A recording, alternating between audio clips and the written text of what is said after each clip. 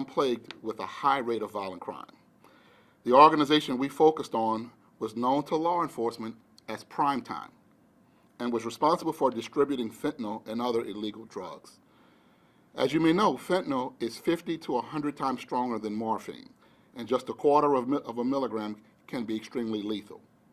The Tri-District has seen a large number of fentanyl overdoses, and this organization contributed to the poisoning of that community.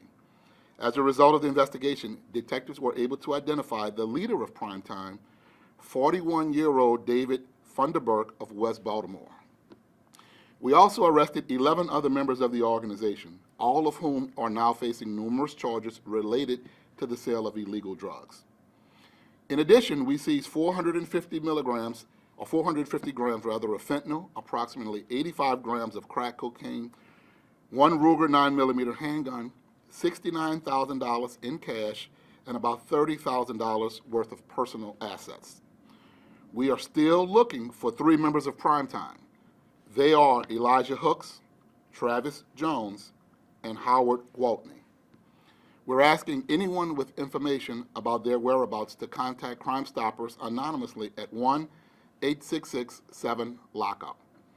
This was a very significant takedown that we believe will make the Tri-District a much safer area. But we have to keep going in that area and everywhere else in the city, identifying and arresting violent criminals and members of other major drug organizations. They have no place in a great city like Baltimore. And at this time, I want to thank everybody who worked long and hard on this case, from our partners at the State's Attorney's Office to our partners in the Governor's Office of Crime Control and Prevention. In particular, I want to thank the following members of the Baltimore Police Department: Sergeant Keenan Murphy, Detective Jamal Brunson, who is our primary lead detective, Detective Norman Jones, Detective Brandon Sanchez, Detective Anthony Zeno, Detective Ryan McLaughlin. I'd also like to thank our undercover squad for their invaluable help in this case, as well as our crime analysis from the HIDA group. This was a truly team effort. So congratulations on a job well done. Our city is safer because of you. And at this time, I'd like to introduce and turn it over to our state's attorney for a few words, who will be followed by Glenn Fuston from our governor's office. Thank you, Commissioner. I'm pleased to stand before you today with Commissioner Michael Harrison, Executive Director of Governor's Office of Crime Control and Prevention, Glenn Fuston, members of the Baltimore Police Department West Side Major Case Squad, my deputy, one of my deputies of Major Intelligence, Janice Bledsoe, as well as the talented attorneys of my Crime Strategies Unit and Gun Violence Enforcement Division, to announce yet another takedown of an alleged drug organization that has been wreaking havoc by distributing both fentanyl and cocaine in the Boyd Booth neighborhood located in the Southwest District of Baltimore City. This investigation, which is the result of an initiative and partnership, I'm going to emphasize that word a lot, but partnership with the Baltimore Police Department's West Side Major Case Squad and my office, has been underway, as the Commissioner stated, for more than 6 months, and has thankfully, as you can see, resulted in the arrest and/or charges of 11 individuals, the combined recovery and confiscation of 2,000 gel caps of fentanyl. As the Commissioner has indicated, 85 grams of suspected fentanyl, suspected cocaine, an illegal firearm, and $69,000 worth of currency. As we've all referenced before, our local drug trade fuels violence and murder in the city. So the ability to stop and to intercept drug activity, especially the targeting of fentanyl distribution, is an integral component of tackling violence. As I've stated previously, drug organizations are becoming more and more sophisticated in the way that they operate. And I once again applaud the work of all of these agencies, both my agency and the Baltimore Police Department, for the way in which they conducted this investigation. We will hopefully apprehend each of these individuals, which again is no small feat. I would especially like to thank my team, more specifically both the Crime Strategies Unit led by Assistant State's Attorney Terrence Nash, the attorneys Jeannie Canal and Megan Aquaviva, my Gun Violence Enforcement Division led by Assistant State's Attorney Charles Blomquist, which along with BPD's West Side Major Case Squad led this investigation. If you recall, this past summer, this partnership and collaboration led to the indictment of members of the J30 Payback Crips, believed to be one of the city's most violent gangs distributing drugs in Northeast Baltimore. And now today, this partnership and collaboration, we stand here and announce yet another major takedown of an alleged drug distributor perpetuating violence in our city. In 2015, when I created the Crime Strategies Unit, it was intended to be a data-driven prosecution unit that centralized data and information that could assist my prosecutors both reactively and proactively. Since the formation of this division, we've created an arrest alert system that allows the enhancement of prosecutions, but what we see today was what I proactively envisioned for the unit: to leverage data and analytics to develop strategies in combination with the prosecutorial units to root out gangs, criminal enterprises, and of course, violence in our city. Last but certainly not least, I would be remiss if I did not acknowledge the legislative efforts of my Policy and Legislative Affairs Division, who successfully drafted, lobbied, and advocated and partnered with our friends at the Governor's Office of Crime Control and Prevention to pass the vital amendments to the Volume Dealer statute, through which we are now able to charge some of those involved today as drug pens, all of whom I must say are presumed innocent unless and until proven guilty. Collaboration and partnership is key to tackling the violence in our city. Together we are stronger. Together we can eradicate violence from our streets and achieve the progress that we all seek and that our communities so much deserve. Good morning. Thank you very much for having me. My name is Glenn Houston with the Governor's Office of Crime Control and Prevention.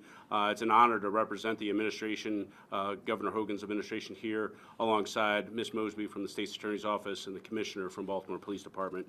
I'll emphasize what the Commissioner and Ms. Mosby both said: collaboration and partnership are key. Working together is how we're going to make a difference and how we're moving things forward. First thing I'd like to do is just appreciate and say thank you to all the law enforcement and prosecutors that put their lives on the lines in the day-to-day in order to keep our community safe, all throughout Maryland and Baltimore City. So I want to make sure that that is mentioned. I also want to mention the Governor's Office of Crime Control's efforts with the Maryland Criminal Intelligence Network that the Governor announced in December of 2017. Which both Baltimore City Police and the State's Attorney's Office in Baltimore City are members of. In that process, we've already identified and disrupted over 650 drug trafficking, money laundering, or human trafficking organizations since the inception of it across the state. In the city alone, there's been over 200 arrests. There's also been 40 handguns that have been taken off the street, and several drug trafficking organizations disrupted and dismantled. And I'd like to take a second to talk about exactly what we mean by disrupted and dismantled.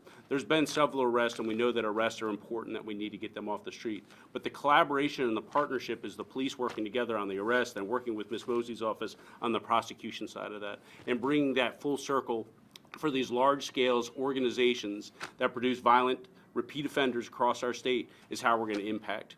By removing them, dismantling the organizations that are trafficking guns, firearms, humans, and then the gangs in the city. So again, I just want to say thank you for the partnership, the collaboration, and go from there. Thank you. Thank you. Can I just ask you a question? I know that every time we talk about drugs and violence, you mentioned when the task force, we talked about the task force being erected here, you said that drugs and violence go hand in hand. Why is it so important that our streets are safer because drug dealers are off the street? Can you just tie that together for us? Well, first of all, not just here but everywhere, there's always a correlation between the sale of drugs and the profitability and the competition for the market that fuels violence. And every time we can disrupt drug organizations and remove those bad actors, there's a possibility that we are deterring other violent crimes, because there's always a correlation between the competitiveness in the market and how those violent crimes that are associated with drugs actually start. So because of that correlation, we believe by removing these bad actors, we are in essence deterring other violent offenses. Do you think you have the leader? You've arrested the leader of crime time with these photos? There's information to suggest to us that this was the leader, and there was data and intelligence to support that, and we believe we have the leader. You mentioned this is a big fentanyl. There's a lot of fentanyl involved in here. You said it's poisoning the community. And I don't know if you can do this, but put a number on how many deaths may be responsible for that, people buying the drugs from these folks. And, we read about overdose deaths here all the time and a constant fight against that. Do you have an idea as to how many they might be related? I think we have the number for the entire city, but I think we can break that out and get that to you after this. Can you talk about how this case originated? The citizens complained, and the citizens bring information to us, and the citizens cry out about open-air drug markets and their disgust for the drugs and the violence, and we heard them. We have always heard them. And we commission our members to go and investigate those complaints, those that we know about and those that we don't know about that the citizens tell us about. And because of their disgust and our disgust of the drugs, we commission our members to have robust investigations, and we're very proud of the work that we have collaboratively done to address it in this neighborhood. And every time we get those complaints, we want to look into it, we want to address it, we want to remove those bad actors. So this is delivering on what the citizens have asked for. Can you talk about the 3 people still out there and maybe what you need from the public at this point? Well, what we need from the public is for anyone who has any information about those 3 people, and I gave you those names, to contact Crime Stoppers anonymously, and we will seek them out. We will pursue them relentlessly. And if anyone has any information about any violent crime, they can contact Crime Stoppers anonymously at the number we gave you. Could you qualify how big an organization this was in the big picture for the city? And does it create a void where others will just go in there and now compete for their territory? Well, we think this was a pretty substantial organization providing illegal drugs to this whole area, you know, the tri-district area. And, you know, crime has no boundaries.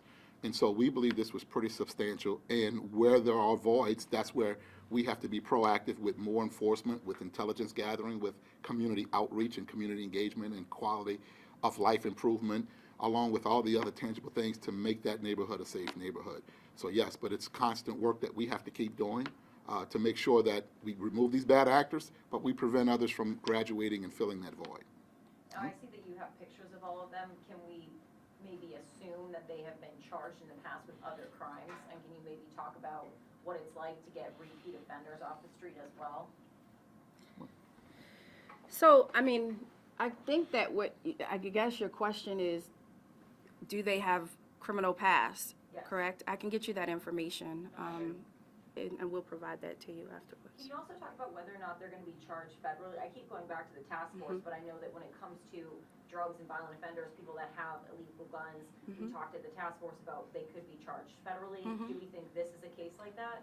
So this is a case in which we are using the drug kingpin statute that we advocated for and lobbied in Annapolis, and so we're keeping this on the state side for now. Again, this is open and pending. We have a collaboration and a partnership with, you know, the federal government, so sometimes you never know when they're going to take it up. But again, in this instance, it was thankfully we had the policy and legislative affairs, and we have the drug kingpin statute so that we can prosecute it on the state side. Commissioner Harrison, can you, sorry, I've changed the subject slightly. Can you talk a little bit about where the department is with recruitment? That was a Yeah, that is a big change of subject. And you're not sorry about that. First of all, good question. The department is seeing a large number of applications come through. It's sizably larger than it has been because of our digital marketing campaign. But it takes a while for those people to make it through our robust hiring process. So though we've seen an increase in the applications, it has not yet manifested into hires because it takes somewhere between 120 and 180 days to get people from application to hire. And the campaign was only launched a little over 2 months ago. So we're seeing those applications. We're now working to vet those applications to see how many of those people will make it through our process, but it's very promising. All right? Are there any other efforts underway at this point in terms of, or is it just relying on the? Well, it's all of it. It is job fairs, it's colleges, it's military bases. We are going everywhere and trying to find people who would have an interest in the profession and an interest in the Baltimore Police Department, in addition to this digital marketing campaign. So all of our recruitment efforts that we are always accustomed to participating in, we're still doing that and amplifying it, in addition to this digital marketing campaign. Can you talk about the undercover work that was used in this case? I know that, you know, those guys put their lives online just like everyone does. Can you talk about community policing, how important that is, but then also this undercover work and how it takes everything to kind of bring something like this? It literally takes every single tool in the toolbox. It's high levels of community engagement and hearing from our community members who are telling us that they're disgusted with drugs in their communities, on their streets, on their corners, in the alleys. And then it is the work of undercover officers who have to go out and gather intelligence and make undercover purchases and gather all the information and evidence from these bad actors for us to build quality cases to turn over to our state's attorney. So it's incredible work. It's very dangerous, and they do it masterfully with bravery and courage and professionalism, and it turns into a great case like this one. All right? Thank you very all. much.